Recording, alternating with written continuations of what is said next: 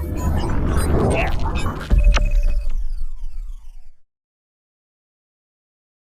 जब तक दोनों प्रत्याशियों के नाम सामने नहीं आए तो हम आगे बैठे पार्टी का समर्थन किसी एक उम्मीदवार के नाम की घोषणा के साथ नहीं किया जाएगा।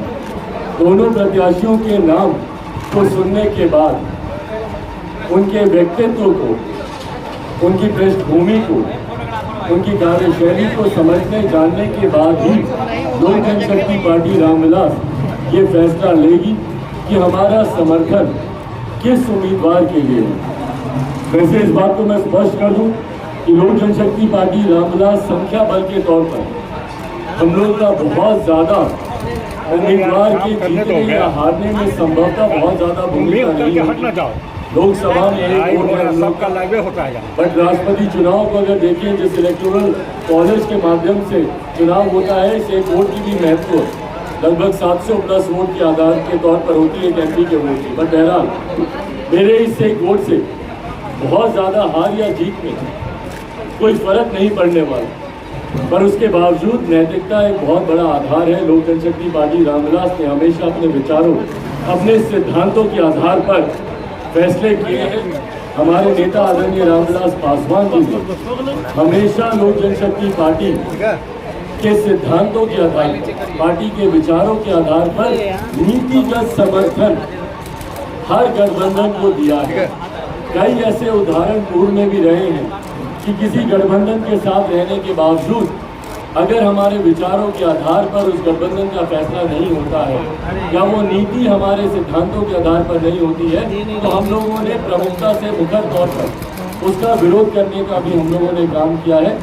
उदाहरण के तौर पर डिमोनेटाइजेशन एक ऐसा ही फैसला था केंद्र सरकार का, जिसका लोक जनशक्ति पार्टी रामविलास ने, लोक जनशक्ति पार्टी उस वक्त और हमारे नेता आदरणीय रामविलास पासवान जी ने, मैंने स्वयं उस वक्त भी उसका विरोध किया था। भूमि अधिग्रहण बिल केंद्र सरकार 2014 में एनडीए की सरकार बनते ही ये बिल लाया गया था। पार्लियामेंट में खुद मैंने खड़े होकर इस बिल का मैंने विरोध किया था।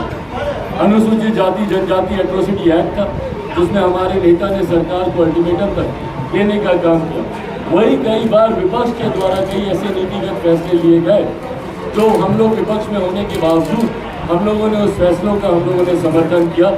उदाहरण के तौर पर शराबबंदी, हम लोग उस वक्त एनडीए का हिस्सा थे, मुख्यमंत्री नीतीश कुमार जी एवं मुख्य पार्टी महागठबंधन का हिस्सा थे, दोनों अलग अलग गठबंधन में थे, पर उस वक्त भी मैंने शराबबंदी का मैंने समर्थन किया था, क्योंकि नीतिगत तौर पर ये फैसला सही था। ये फैसला कानून बनने के बाद पर विफल हुआ, वो अलग बात है, पर नीतिगत तौर पर ये फैसला सही था, इसका हम लोगों ने समर्थन किया। ऐसे ही आज की तारीख में जिस तरीके से दोनों प्रत्याशियों के नाम सामने आए हैं महामहिम पद के लिए, जिसमें एक तरफ यशवंत सिन्हा जी का नाम है जो कि विपक्ष की तरफ से उम्मीदवार है, तो वहीं दूसरी तरफ श्रीमती द्रौपदी मुर्मू जी का नाम सामने आया है।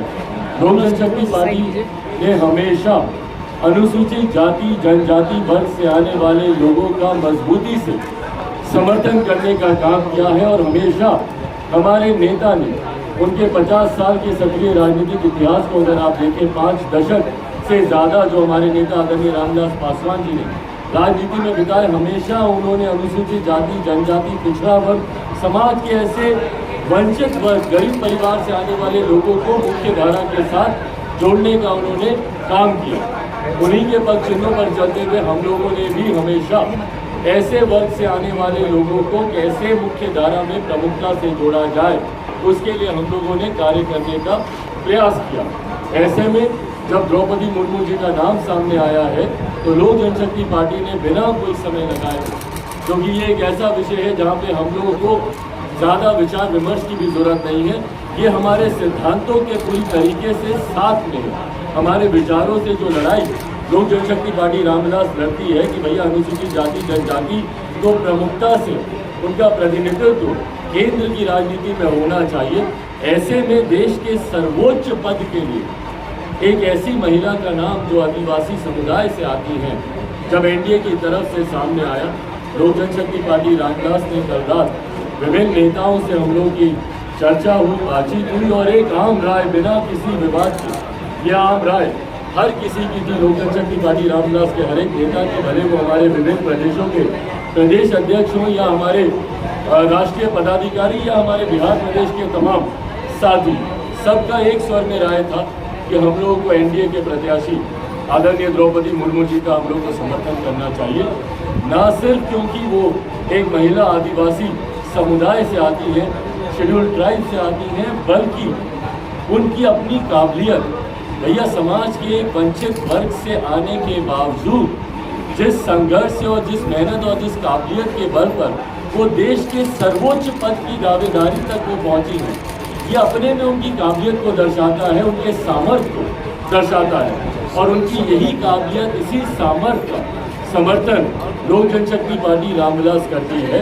और पार्टी ने ये फैसला लिया है कि जिस तरीके से उनकी कार्यशैली रही एज अ गवर्नर, उनकी जो भूमिका रही झारखंड में या एक जनप्रतिनिधि के तौर पर जिस तरीके से उनकी समाज के प्रति उनकी सेवा रही, इन तमाम बातों को देखते हुए, इन तमाम पृष्ठभूमि को देखते हुए लोक जनशक्ति पार्टी रामविलास ने ये फैसला लिया है कि हम लोग इस राष्ट्रपति चुनाव में लोक जनशक्ति पार्टी रामविलास का समर्थन एनडीए की प्रत्याशी आदरणीय द्रौपदी मुर्मू जी के लिए होगा।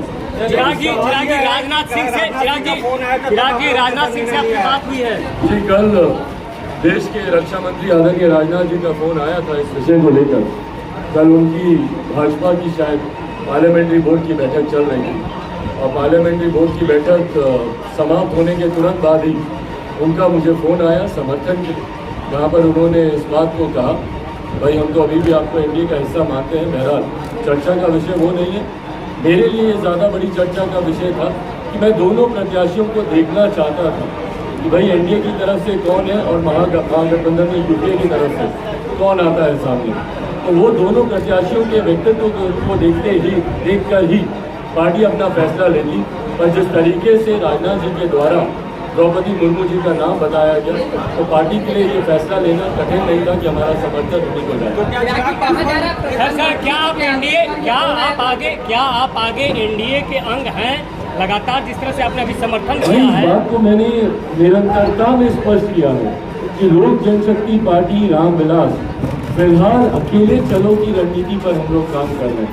हम लोग का नीतिगत समर्थन समय समय पर विभिन्न गठबंधनों के लिए रहा है और वो रहेगा। पर आज की तारीख में पार्टी के संगठन को मजबूत करना, अपने जनाधार को बढ़ाना, ये हम लोग की प्राथमिकता है। 2024 के लोकसभा के चुनाव हो या संभवतः नहीं, यकीनन जो मध्यवर्ती चुनाव होंगे बिहार में, उस वक्त गठबंधन का क्या स्वरूप रहेगा, ये चुनाव की अधिसूचना आने के समय पर ये तय किया जाएगा। पर तब तक पार्टी अकेले चलो की रणनीति पर काम कर रही है। समय समय पर जब ऐसे बड़े फैसले लेने की जरूरत होगी, भाई जातीय जनगणना पे हम लोग का समर्थन पूरी तरीके से मुख्यमंत्री नीतीश कुमार जी के साथ है। संजोग की बात यह है कि एक ही गठबंधन में होने के बावजूद दोनों में विरोधाभास था। भाजपा बाद में जरूर उनके साथ आई, पर पहले तो विरोधाभास था। तो जब ऐसे फैसले लेने की जरूरत आएगी तो ये फैसला इसलिए नहीं क्योंकि ये एनडीए की प्रत्याशी है। अगर इस बात को मैं प्रमुखता से बोलता हूँ, अगर ये यूपीए की प्रत्याशी होती तो संभवतः हमारा समर्थन इनको उस तरफ भी जाता, क्योंकि जिस पृष्ठभूमि से ये आती है और जो इनकी कार्यशैली इनकी रही है, इनका कार्यकाल जिस तरीके से रहा है, इनका अनुभव जैसा रहा है, इनकी काबिलियत जैसी रही है, तो पार्टी ने इनको समर्थन देने का फैसला लिया। प्रधानमंत्री के कहने पे ये कॉल किया गया था। प्रधानमंत्री के कहने पे राजनाथ सिंह ने कॉल किया था। पीएम के आदेश पर राजनाथ सिंह ने फोन किया था, ये सूचना है। भाई ये तो आदरणीय रक्षा मंत्री जी ही बताएंगे, पर उन्होंने इस बात का जिक्र जरूर किया कि पार्लियामेंट्री बोर्ड की बैठक में प्रधानमंत्री जी मौजूद थे और जिस तरीके से उन्होंने कहा कि हम अभी भी आपको एनडीए का हिस्सा मानते हैं, सारी बातें उनसे हुई। बट बहरहाल जैसा मैंने कहा कि मेरे लिए निर्णय लेने का आधार या मेरी पार्टी के लिए निर्णय लेने का आधार ये नहीं है। हमारे लिए निर्णय लेने का आधार जो उम्मीदवार है उनका व्यक्तित्व, उनकी कार्यशैली, उनका अनुभव, उनकी काबिलियत, ये आधार रहा जिस आधार पर यकीनन हम लोग का समर्थन आदरणीय द्रौपदी मुर्मू जी ने मिला।